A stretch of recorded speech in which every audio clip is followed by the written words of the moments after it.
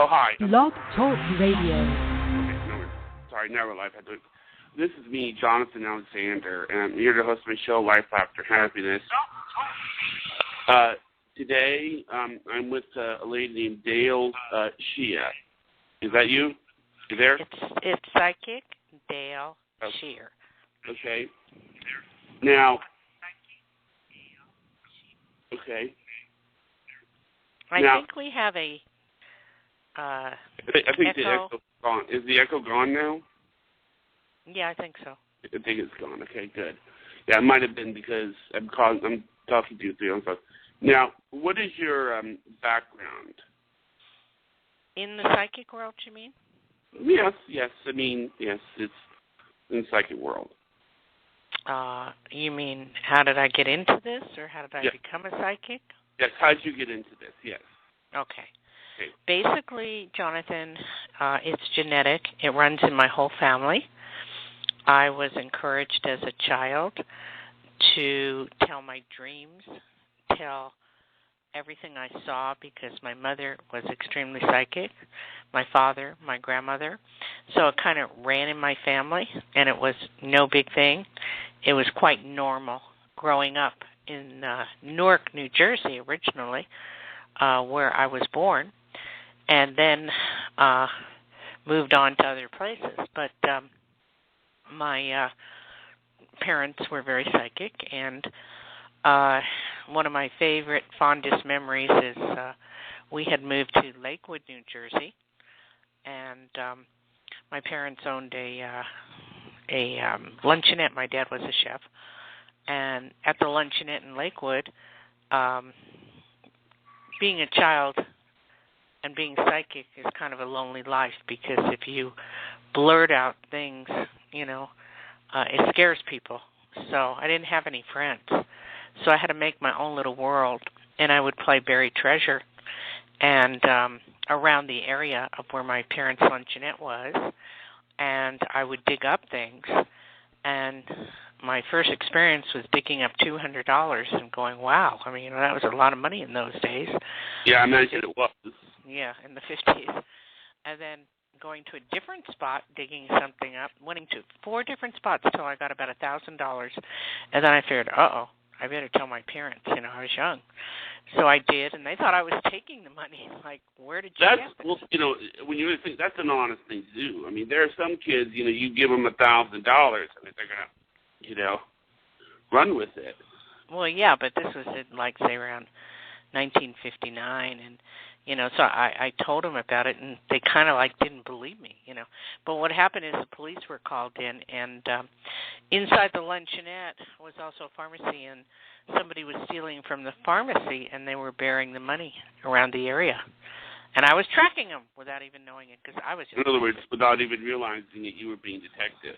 You're right. I was tracking them, So I was playing... My thing was called play buried treasure. Mm-hmm. So that's my first big remembrance of anything. Everything is looking back, not looking forward. Right. So then as years went by, my sister got pregnant and married and moved to Los Angeles. So my parents, we had a fire in our apartment, and it burned down, and it was a god-awful thing. That day I was supposed to stay home with my dog, and my parents ordered me to go to my aunt's house in West New York, and I refused to not go without my dog. And I took my dog and my pillow, and when we came back, the house burned down. So we ended up living in West New York, New Jersey for a while, and used to make regular trips into New York. And basically, then we went to Los Angeles, where my sister was, and through Los Angeles, I don't know, things just evolved. And as time went on, I got married. My first husband, we were married 21 years, and we moved to Lake Tahoe, and I became a blackjack dealer, not letting on to anyone that I was psychic, because every time I told someone I was psychic, I got fired. So they thought I was crazy. Fired? I mean, that's interesting, because in a world where generally people don't even believe in psychic, why would they fire? We're talking in the 60s now.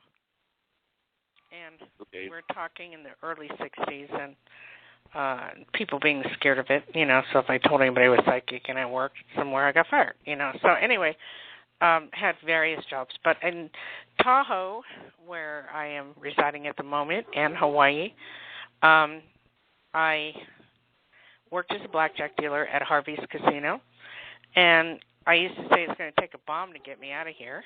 And in the 80s, early 80s, there she blew the only casino in the history to blow up, and I was out of a job. And only my best friends knew I was psychic, so they kind of, at the Pony Express in Tahoe, they introduced me to the sheriff, and he said, well, if you're so psychic, read my chapstick. And he handed me the chapstick, and I read it, and then the next thing I knew, I was in a prison behind bars and looking at lie detector tests for him. Also, at that Pony Express was a radio DJ, and he wanted me on his show. So I did the very first show out of Lake Tahoe in the early 80s, and at that time I started off as a tarot card reader, and I would read the tarot cards. So I read them on air for anybody who called in, and the show was an overnight success for 5 years. The owner of that show, of that station, owned a place in Honolulu. So when I went for a vacation in Honolulu, he asked me if I'd want to drop into the Honolulu station and do the same thing, and I did. So needless to say, I was going up and back for a period of 5 years of doing Tahoe, Hawaii, Tahoe, Hawaii, Tahoe, Hawaii, with very high ratings in radio, and did radio for about 25 years total, everywhere, London, everywhere, and basically did radio. And until somebody decided to give me my own pilot television show, which in the early 80s didn't go, it never aired because, again, had the newborn Christians after it, and they want to, have a psychic on TV. So I ended up doing my own television show called ESPNU, and in Hawaii, and I paid for it myself, and at one point had over 200,000 viewers, 6,000 people try to get in on the lines. I was kind of like the innovator of the time in Hawaii. So ever since then, I've been going up and back from Hawaii to Tahoe. That's it in a nutshell. Does it ever, like when you see something like a bomb, because obviously that's what you were doing when you said there she blew or something. No, I didn't see the bomb. Okay. I was making a joke. You're making a joke, so it's sort of like saying that because I was a blackjack dealer, nothing was going to get me out of here unless a bomb blew up the place. I thought maybe. But I find when I make jokes, my friends all back off and go, "Don't say that." I know what you're saying. Yeah, it's hard because I guess what I'm trying to say is that I would think that doing what you do, the emotions get to the best of you, or how do you stop the emotions from getting the best of you? Because psychics, at least some psychics, they have to be the bearer of bad news. And I would think that if you were doing the kind of stuff that you do, and I'm not putting it down, I'm just saying, it's like you would start to think, oh, God, how do you? People are generally upset. You're dealing with, I'm sorry, but a lot of people can be very upset when they come see you. Right. It's an unfortunate situation. It can be a very negative job, but I specialize in the future and going into the future. And to me, that's very easy because that's my love, is the future. My accuracy is about 85% into the future. And I do that through psychometry, which, either I tap into the brain or in person, I hold on to an object to see into the past, present, and future. And I never know where I am in time. So I ask my client, did this already happen? No, it hasn't happened. Okay, well, where am I? Oh, you're in the present. Well, then I go into the, from there to the future. No, that hasn't happened, so let's put it on the back burner as of the future. And then call me when it does.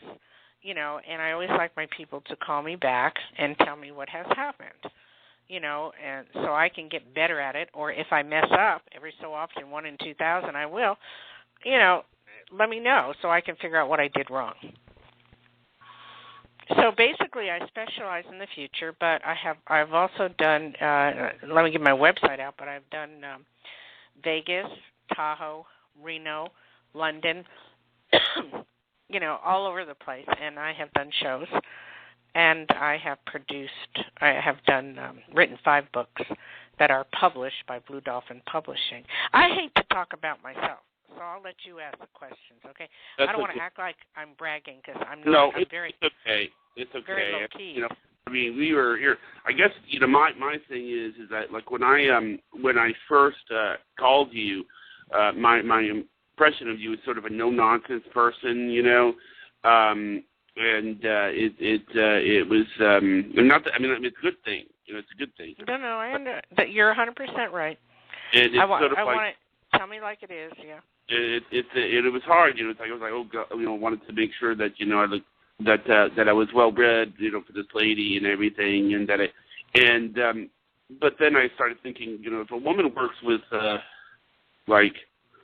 I think you consider yourself like a psychic detective or something, is what it is. Well, that was kind of pinned on me. I understand. Sometimes things can be pinned on you that's not necessarily you.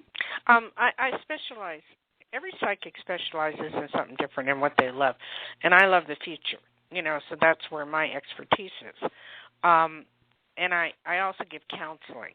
So I don't just say, here, this is the way it is, and then leave you hanging. So I look at your options, what's available to you, how to get from point A to point B. It's a complete reading. It's not just, gee, this is what I see, It's not that. And the no-nonsense comes from me growing up back east. So, that probably has a lot to do with it. And I've been in the business for about 30 years, so, I've seen it all, done it all.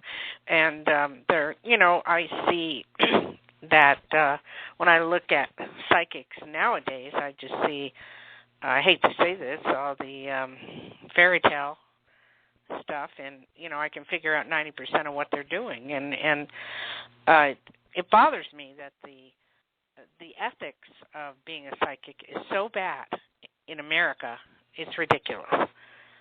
There's no ethical, like in London and stuff like that. They actually have schools, they have testings, they have licensing. Where in America, anybody can say they're psychic, And it bothers me. I look at what psychics there are and how good they are and rate them, and I'm going, there's a few good ones. There's only a handful of good psychics in the world. There's one that it's interesting because people have different opinions of what they consider to be good. It's hard because I think that what you do. I think you have to develop a thick skin for what it is that you do. Oh, you got that right. I was reading up on you. I won't mention everything. I'm just going to say this is a general overall picture. I was like, okay, yeah. Anybody that has done what she's done, I guess you have to have a thick skin because, it's like it's not just a little girl playing treasure chess. If you get my drift, Yeah. Well, I appreciate that, Jonathan, that you see that. Very few people do see that, and when I do a reading, I can't get emotionally involved, so I have to stay back, And I've learned to put up a shield and just guide the person, counsel the person, tell them what I see, and help them. Is it okay if I give my website out so that people can check me out? It's my name, which is Dayle, Dayle, Schear, SCHEAR.com, the official website. And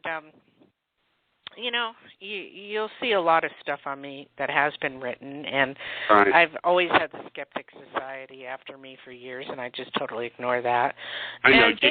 Basically, been on a lot of national TV, and but I'm more low-key. I want to do one-on-one with people. I don't like, as I get older, I don't like blood and gore anymore. I mean, there's such as cases I have worked on. Oh yeah, I can understand that. I can understand that. I would think that, you know, like we I'm sure, you know, you would say join the club if I asked you how many psychics have been asked about the O.J. Simpson case. I mean, how many of you have been asked? I mean, it's so common. I wasn't asked. Let me just briefly tell you what happened there. I was working for Hard Copy, which is no longer on TV, but I worked directly with Doug Brunner. I didn't know O.J. Simpson from anything. I just saw, just like everybody else, a car on a freeway and running around and wondering what that was. Anyway, I have been talking to Doug about my next assignment. I had worked for Hard Copy for 2 years on national TV, and I asked him about the O.J. thing, you know, because I don't follow football or know anything much about it. And he says, well, why don't you tell me? I said, well, why don't I tell you? I don't know what you're talking about, you know. So he explained to me, and he says, hey, how would you like to work on the O.J. case? I said, well, only under one circumstance, which is I did get to see the family of the Nicole Brown Simpson family on TV, and I know the mother's very psychic. And if she's into it, I would like to work with the family, not so much about the O.J. thing. He said, well, we'll see what we can do. And sure enough, the family was very open to me working with them. So I worked secretly undercover for 2 years with the family and with Marcia Clark, and work with them in every way I could to tell them the real story, what really happened. And I was wrapped in the clothing of Nicole Brown Simpson. I have her last cigarette smoked, her last ashtray, everything, and wrapped in her clothing at the condo. I believe it was in Brentwood. This is a long time ago. So, and I was able to tell everything I saw, and what happened and why, and what created the situation, and that he was guilty. And I was at the house when O.J. had called on several occasions, and I also was in the courtroom. That was surreal. They just threw me in the courtroom to just look at O.J. and see what I felt. Yeah. So that was very surreal. And it wasn't like I never go after these things. They just like fall in my lap. Okay, let me ask you this. Where were you when Kennedy was shot, and did you feel anything? You mean Bobby? Jack, President. I was a little kid. I'm not that old. Okay, what about Bobby Kennedy? Yeah. I was in L.A. and saw him. I was campaigning for him and saw, it was my first election, and saw him right on Fairfax Boulevard, and he waved to me before he was killed. And him and Rosie Greer. And I saw this bright light around him, which I had no knowledge of what that bright light meant. Right. Which means, you know, either you're ready for fame or you're ready for death, you know? It's either or. And I had no knowledge. I was just, like, so happy. And, no, I didn't have any premonition about that because, again, I was too young and I never was into that. Well, I'm not saying you're old. I'm just saying because it does, you know, even a kid, I think, could experience something, you know. I mean, it is possible. Like, what about 9/11? I'm not a world predictor. There are psychics that get into that. I had no knowledge of it, none. I don't do world things, and You deal with this small picture. Yeah, I deal with people one-on-one, and I know a whole bunch of my friends in those days were reading tarot cards like crazy, and we were wondering why the tower kept falling on everybody's cards, and it usually means a world event when that occurs. But, no, I didn't have any knowledge of 9/11. Oh, I didn't have knowledge, but I was told of it 5 years prior to it happening, and let me tell you how. This is wild. My teacher was Peter Hurkos. Did you get to read about him? I read a little bit on him. Yeah, it was, and that he was your mentor. You can talk about him. Yeah, he was the greatest psychic of last century. I mean, phenomenal. Worked for kings, President Reagan. I mean, just incredible. The man was incredible, and I had the honor of working with Peter and being introduced to him and being accepted to be his only living protege. And I had to undergo testing by the United States government, by all kinds of things in order to pass it. under the Reagan administration in order to do what I had to do just to be trained by Peter, and he felt I was the most gifted beside his daughter. So I actually forgot where I was. Peter was, he was phenomenal. And after he passed away, which maybe about 10 years ago, I don't have the exact date, I'm very close with his wife, Stephanie Herkos, and when he passed away, we put a tape recorder by his grave. It was a crypt. It's in Los Angeles at Forest Lawn. And we walked away, had lunch for about an hour or two, came back, and when we came back, his voice was on the tape telling us how he died. Well, every so often, talking to Steph, who is not psychic, she would kind of drift off while talking to me or almost falling asleep every so often, and Peter would come through in a channel. He would channel, and I believe that this happens with a lot of people, that they're channeled through, a psychic. So he channeled through Steph and would tell me things. 5 years prior to 9/11, he was saying, oh my God, you got to stop them. They're training in the U.S. You've got to call somebody. We didn't know what the heck was going on. We couldn't make sense of it. And, oh my God, it's going to be terrible in New York. It's going to be terrible here. Oh, they're training, and we couldn't make sense. And who do you call? And he was telling me, you've got to tell people this. And we had no idea what this was all about. And it turned out to be 9/11, exactly what he had said, right? Exactly what had occurred. Does he, I mean, the thing is that, mentors like that are always good to have. I think the reason I ask about, I would think, it's funny that you say that you're not a world person, that you're a person. I would think that world can be a lot more difficult because, for something like 9/11, we're not just talking about one murder, Yeah, but sweetheart, who are you going to call and tell as a psychic? There's no psychic hotline to say, hey, we're going to be attacked and da-da-da-da-da. Oh, I understand. They don't believe us anyway, so does it really matter? That's the thing that always gets me is that they say, that people go after the psychics when the disaster happens, and they say, well, how come you didn't predict that? I say, that's because they're stupid. It's ignorance. One of the biggest cases that I just worked on a couple of years in Tahoe, did you hear about the J.C. Lee Dugard case? No, I did not. Oh, gosh. I don't know where you've been. She was missing for 18 years, and then she was found in San Francisco in the Bay Area, and this guy kidnapped her, and she gave birth to 3 children through him, and some cops found her. That doesn't ring a bell? I think I've remembered something like that. I have a girl missing for 18 years, but I don't remember the name. I might have remembered the details of the story, though.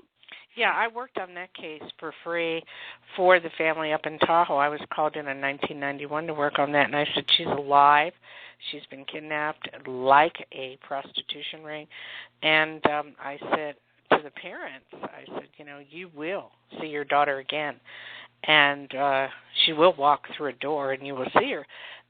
But I can't help it. It happened like 18 years later. And, as far as finding where she was, the police were too involved with pinning everything on the stepfather when it wasn't him at all, and we were good friends with him. So they didn't bother to look where anybody was telling him to look. And then I got a lot of flack over that because, I did this for free. I did it for the family. They thanked me privately. But it was like, oh, well, you're going after fame. And, and the funny thing is I don't ever go after fame. It's the thing I hate most. I will hide from it everywhere I go, and then I run right into it. Well, and also, the case that you just described, like I was going to say, when I was getting ready for this interview, I was going to think, oh, my God, some of the stuff that she's done, I couldn't do it.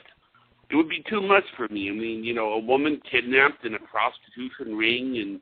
Well, it wasn't a prostitution ring. It was a guy who kidnapped her and used her and had sex with her for 18 years with his wife watching, and gave birth to... she gave birth to three children, and she never called her parents because she was scared that they would take the kids away. Oh, I remember something like that. Yeah, I think I remember something like that. He says, I'm not leaving you or something. I'm not taking you home or something. I think I remember a case like this. It's just happened. It was just not too long ago, about a year or two ago. But anyway, a couple of years ago.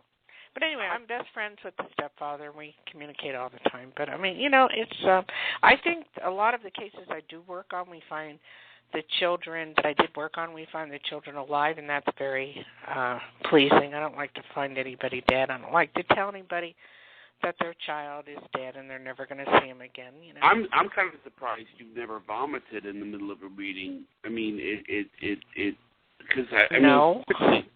Well, man, that's upsetting news. I mean, no, because I told you I stay removed from it. Okay. I block it so that everybody else around me pass out, but I don't. Yeah, that would be true because I mean, it's. They say that policemen they have to kind of. I've never seen a dead body, so when I tell someone to hunt for somebody, like in the Roxanne Tandell case in Hawaii, this girl was missing, and I only worked for the family, and they came to see me, and I mapped out where she was, and I showed them on a map by holding her clothing, and basically I said, you need a search party, and they got a search party of 70 people, and they found her exactly where I said. So I don't actually get to see the body. All I'm going to do is give you the information, and then you got to do the legwork. Right. I'm not going to do it. No, And again, I'm going to give my website, which is Dayle, Dayle, Schear, SCHEAR.com to check me out. Okay, that'd be good. I'm impressed. I mean, I am impressed with your thick skin. You have a thicker skin than I do. Well, only when it comes to that, my work. Not when it comes to I'm an animal lover and I have 2 German Shepherds and. Oh yeah. I hide behind my animals, and I love them to death. And if anybody hurts a dog or a cat, I go ballistic. So, it's funny. I was online just now, and there was this thing that said that, they were talking about depression, and this guy was reading an analogy. This black dog was following me, meaning that black dog was an analogy for depression. And I got upset because, well, not upset, but I just thought that a black dog was a bad metaphor for depression, I've never heard that. Yeah, but. It's this new thing. But I tell you, it's you are an interesting lady. It's amazing when. By the way, I hope you didn't imply that you were old earlier. I was saying that you probably. No. Psychics are young at heart. They're young at heart. When was the first time you met? What was the guy's your mentor's name? Peter Herkos. Peter Herko, yeah. Why don't you meet him? I'm sorry. Oh, in the 80s. I don't know date, time, or place because I don't mark anything down, so I don't know. It was in the 80s. Okay. Around 85, something like that, 84. Okay. All right, well, we have about a minute left. Is there anything you wanted to say, or maybe? No, I would love if anybody wants a private consultation, they can look me up on my website. Okay. I'm also, if you want me to friend you, I'm on Facebook, DayleSchear.com, DayleSchear.com. Tell us how you like the show. And, that's about it. Or you can go to DayleSchear.com, Okay. All right, well, thank you. Well, thank you, Jonathan. I appreciate the call. Okay.